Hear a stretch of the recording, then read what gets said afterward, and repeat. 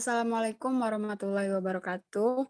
Kami dari kelompok 6 akan mempresentasikan sistematika dan teknik penulisan pada proposal penelitian. Dengan anggota kelompok 6 yaitu yang pertama Fitriani sebagai penyaji kedua, Novita Saputri sebagai penyaji ketiga, saya sendiri Popil Wahyuni sebagai penyaji pertama sekaligus moderator, dan Weni Ramadhani Usri sebagai penyaji keempat.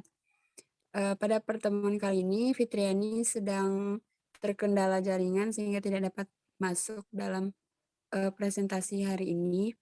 Selanjutnya, materi yang pertama akan saya jelaskan sendiri, yaitu materi mengenai pengertian sistematika penulisan. Di sini terdapat 3 pendapat para ahli mengenai pengertian sistematika penulisan. Yang pertama menurut Marlangen tahun 2018, yang kedua menurut Mulyawan tahun 2013, dan yang ketiga menurut Hayati tahun 2020. Jadi dapat saya simpulkan bahwa sistematika penulisan merupakan suatu aturan dan kerangka yang berurutan dalam menyelesaikan sebuah riset, penelitian, maupun karya tulis. Selanjutnya,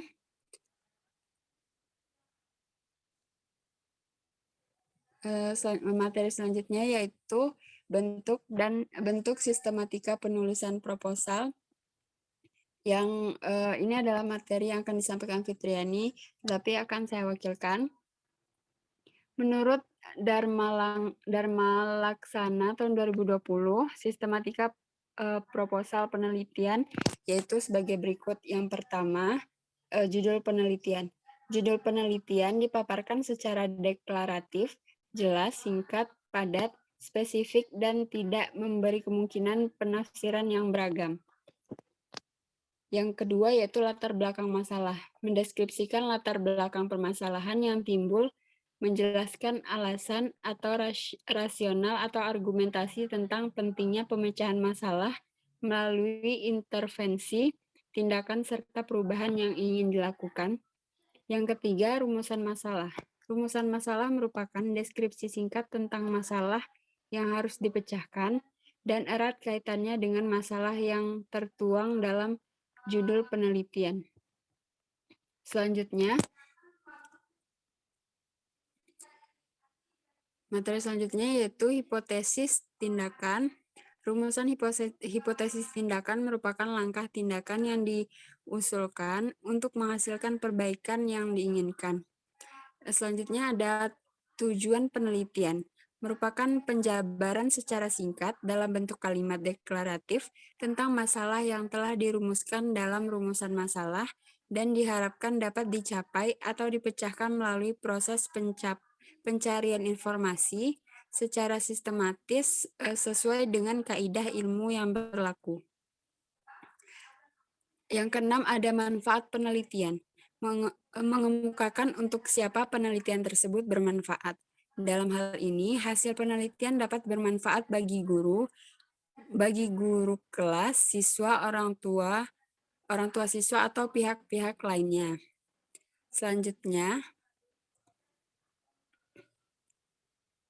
Selanjutnya ada kajian teori. Merupakan kerangka berpikir atau konsep yang akan digunakan sebagai landasan dalam memberikan wawasan yang dibahas. Selanjutnya ada prosedur penelitian. Bagian ini menguraikan secara operasional bagaimana tindakan akan dilaksanakan dalam bentuk rancangan beserta langkahnya atau prosedurnya. Selanjutnya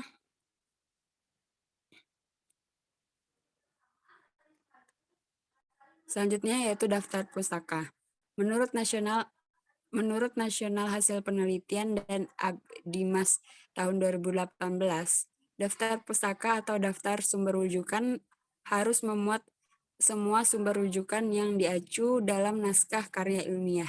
Daftar pustaka memuat semua sumber tertulis seperti buku, artikel, jurnal, dokumen resmi, atau sumber-sumber lain dari internet atau tercetak, misalnya CD, video, film, atau kaset yang pernah dikutip dan digunakan dalam penulisan karya tulis ilmiah. Semua sumber tertulis atau tercetak. Sekian materi yang dapat saya sampaikan.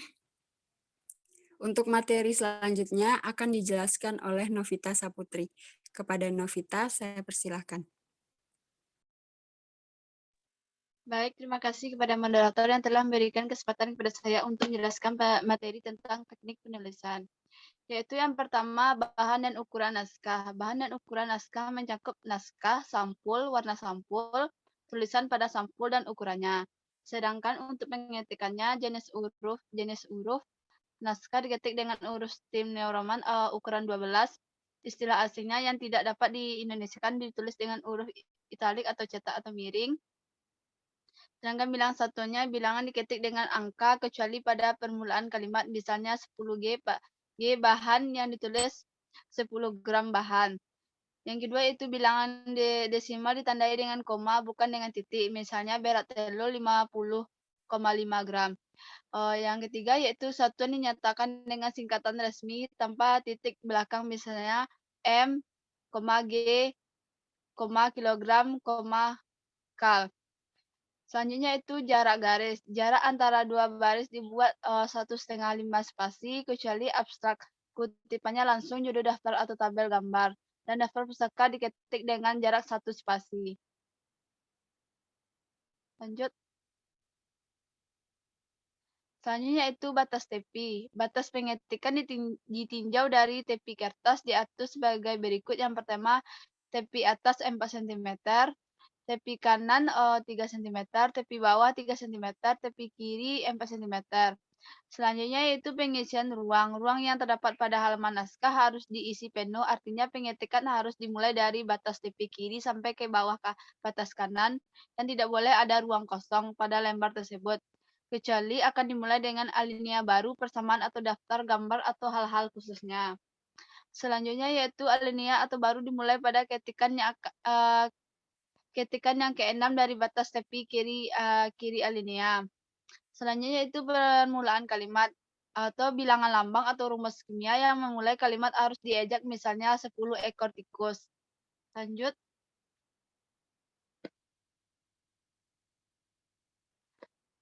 Selanjutnya itu pembagian bab. Yang pertama yaitu bab ditulis dengan huruf besar atau kapital dan diatur supaya simetris dengan jarak 4 cm dari tepi atas dan tanpa diakhiri dengan titik tanpa garis bawah dan dicetak tebal atau bold. Yang kedua yaitu subbab ditulis dari tepi kiri. Semua kata dimulai dengan huruf besar kapital kecuali kata penghubung dan kata depan dicetak tebal dan tanpa diakhiri dengan titik. Kalimat pertama sesudah subbab dimulai dengan alinea baru. Yang ketiga yaitu anak subbab dimulai dari tepi kiri, dicetak tebal, huruf pertama berupa huruf besar dan tanpa diakhiri dengan titik. Kalimat pertama sesudah anak subbab dimulai dengan alinea baru. Yang keempat yaitu jarak antara judul bab subbab adalah 3 spasi. Yang kelima yaitu jarak antara kalimat terakhir dengan subbab adalah 3 spasi. Selanjutnya itu uraian rincian. Jika penulisan ada rincian yang harus disusun ke bawah, digunakan nomor atau urut dengan angka yang harus sesuai dengan deretan rincian. Penggunaan garis penghubung atau tanda-tanda lain yang ditempati di depan rincian tidak dibenarkan. Selanjutnya itu tata letak. Gambar dan tabel diletakkan secara simetris. Lanjut nih.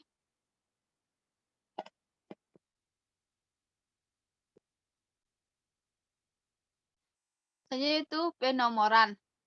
Halaman bagian awal proposal mulai dari halaman judul sampai daftar gambar diberi nomor halaman dengan angka romawi kecil seperti 1, 2, 3, 4 dan seterusnya, dan diletakkan di tengah bawah. Yang kedua yaitu bagian utama dan akhir mulai dari bab 1 sampai ke halaman terakhir memulai angka Arab sebagai nomor halaman. Dan yang ketiga, nomor halaman ditempatkan di sebelah kanan atas kecuali kalau ada judul atau bab pada bagian atas halaman itu. Untuk halaman yang demikiannya nomor ditulis tengah bawah. Selanjutnya yaitu nomor halaman diketik dengan jarak 3 cm dari tepi kanan dan 1,5 cm dari tepi atas. Sedangkan nomor pada dengan bawah berjarak 1,5 cm dari bawah. Selanjutnya itu tabel atau gambar. Tabel dan gambar diberi nomor urut dengan angka Arab dengan format berupa 2 angka. Angka pertama menunjukkan bab dan angka kedua menunjukkan urutan nomor atau tabel atau gambar. Lanjut nih.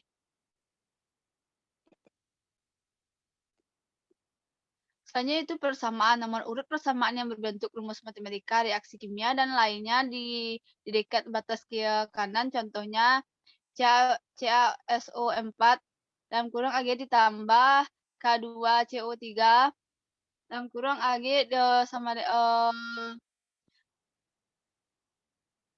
samaannya itu CaCO3S ditambah K2SO4 sampai 4.1. Selanjutnya itu tabel dan gambar. Selanjutnya itu bahasa. Menurut tim penyusunan 2017, dalam penulisan bahasa ada 3 hal yang harus diperhatikan, yaitu bahasa yang dipakai, bentuk kalimat, dan istilahnya. Lanjut nih.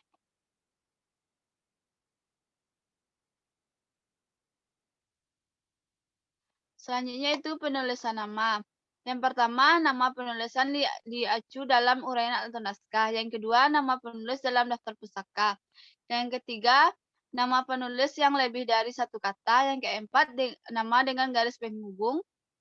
Yang kelima itu nama yang diikuti dengan singkatan. Yang keenam, nama dengan derajat kesederhanaan. Yang ketujuh yaitu penulisan pustaka dari website atau meliputi nama penulisan jika ada alamat website dan tanggal diaksesnya.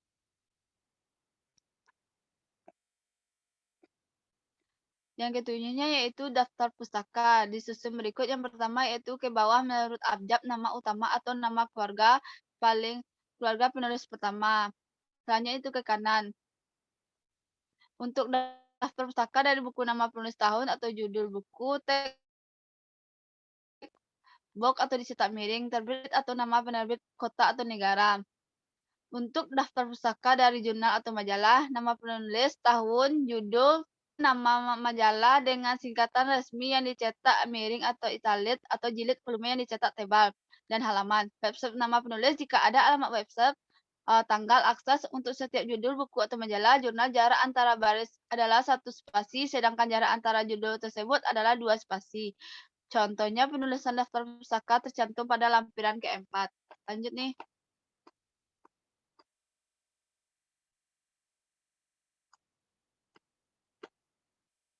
Selanjutnya itu derajat kesederhanaan. Derajat kesederhanaan tidak boleh dicantumkan. Yang kesembilan yaitu catatan bawah atau catatan kaki. Sebaiknya kalau tidak perlu sekali, dihindari saja penggunaan catatan bawah atau catatan kaki ini. Karena kutipan menggunakan catatan perut. Selanjutnya itu yang ke-10, istilah baru. Istilah baru yang belum dibakukan dalam bahasa Indonesia dapat digunakan asal konsisten. Yang ke-11 yaitu kutipan. Menurut Hadi dan kawan-kawannya 2017, kutipan ditulis dalam bahasa asli. Kalau lebih dari 3 baris diketik 1 spasi, dan kalau kurang dari 3 spasi diketik 2 spasi. Diketik menjorok ke dalam, tidak perlu diterjemahkan, namun boleh dibahas sesuai dengan kata-kata penulis. Kutipan bahasa asing ditulis dengan huruf miring. Sekian, terima kasih. Saya kembalikan kepada moderator. Baiklah, terima kasih kepada Novita Saputri. Untuk materi selanjutnya akan disampaikan oleh Weni Ramadhani Isri. Kepada Weni, saya persilahkan.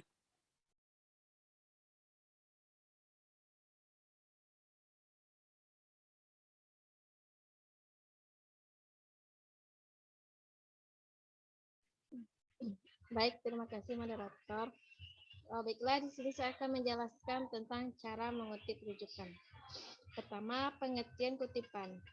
Ada beberapa pendapat ahli tentang pengertian kutipan, yaitu pertama, menurut Kamus Besar Bahasa Indonesia dalam Wahyuni dan Hambali tahun 2016.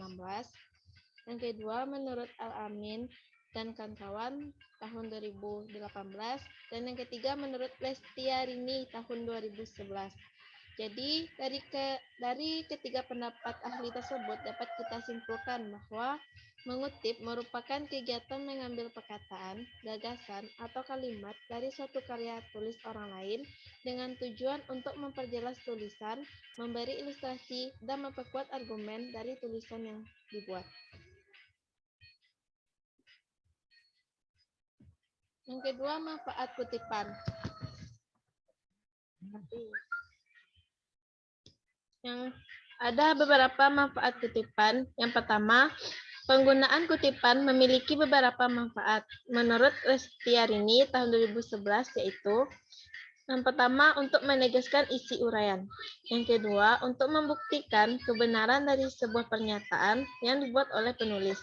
Yang ketiga, untuk memperlihatkan kepada pembaca materi dan teori yang digunakan penulis. Yang kelima, untuk mengkaji interpretasi penulis terhadap bahan kutipan yang digunakan. Yang keenam, untuk menunjukkan bagian atau aspek topik yang akan dibahas. Yang ketujuh, untuk mencegah penggunaan atau pengakuan yang akan dibahas.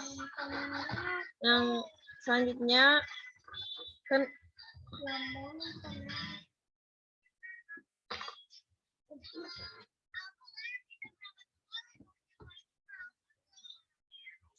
yaitu cara mengutip rujukan. Menurut Siddiq dan kawan-kawan tahun 2020, ada dua model cara pengutipan dalam penulisan karya ilmiah, yaitu kutipan langsung dan kutipan tidak langsung. Yang pertama, kutipan langsung. Jadi, maksud dari kutipan langsung ini, penulis tidak melakukan perubahan apapun terhadap teks atau bagian teks yang dikutip. Kutipan langsung dapat dibedakan menjadi dua macam, yaitu kutipan langsung pendek dan kutipan langsung panjang. Nah, kutipan langsung pendek ini ciri-cirinya apabila kutipan tersebut tidak lebih dari 4 baris. Contohnya, Ekarasi tahun 2015 menyatakan bahwa mental seseorang akan tertekan ketika tuntutan semakin besar, namun ia tidak sanggup mengejar tuntutan. Yang kedua, kutipan langsung panjang. Sebuah kutipan disebut sebagai kutipan langsung panjang apabila lebih dari 4 baris. Ciri-cirinya, yang pertama, dipisahkan dari tulisan penulis dengan spasi yang lebih kecil. Yang kedua, diapit oleh tanda kutip ataupun tidak. Yang ketiga, menyimpan sumber kutipan di akhir, seperti contoh yang terdapat pada layar. Selanjutnya, kutipan tidak langsung. Maksudnya itu, penulis mengutip pendapat para ahli itu dengan menggunakan kata-katanya sendiri, tanpa mengubah makna dari teks aslinya. Seperti contoh yang terdapat pada layar. Yang selanjutnya, hal-hal yang diperhatikan dalam menulis sumber rujukan. Menurut Siddiq dan kawan-kawan, tahun 2020 ada beberapa hal yang harus diperhatikan dalam menulis sumber rujukan. Yang pertama, jika penulis buku berjumlah 1 orang, maka hanya dituliskan nama akhir saja, diikuti tahun terbit atau tanpa halaman. Contohnya Rohmansyah tahun 2016,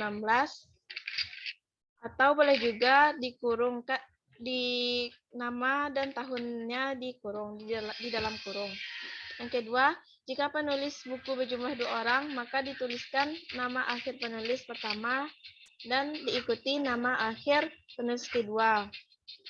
Nah, contohnya Arifin dan Rijal tahun 2017, halaman 4. Yang ketiga, jika penulis buku berjumlah lebih dari 3 orang, maka dituliskan nama akhir penulis yang pertama. Contohnya Widian Nike dan kawan-kawan tahun 2016. Yang keempat, jika mengutip pendapat orang di dalam buku yang ditulis oleh orang lain, maka dua cara penulisan sumber kutipan. Dilihat dari contohnya Garansi dalam Rohmansyah tahun 2017 halaman 135. Yang kelima, jika pendapat orang dikutip secara tidak langsung oleh penulis buku, maka dengan ditulis dengan mencantumkan kata melalui, seperti Gramsci melalui Rahmansyah tahun 2017 halaman 135.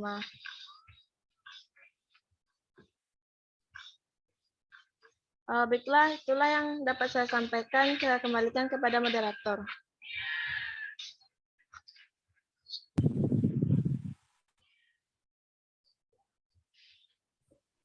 Baiklah, terima kasih kepada Weni.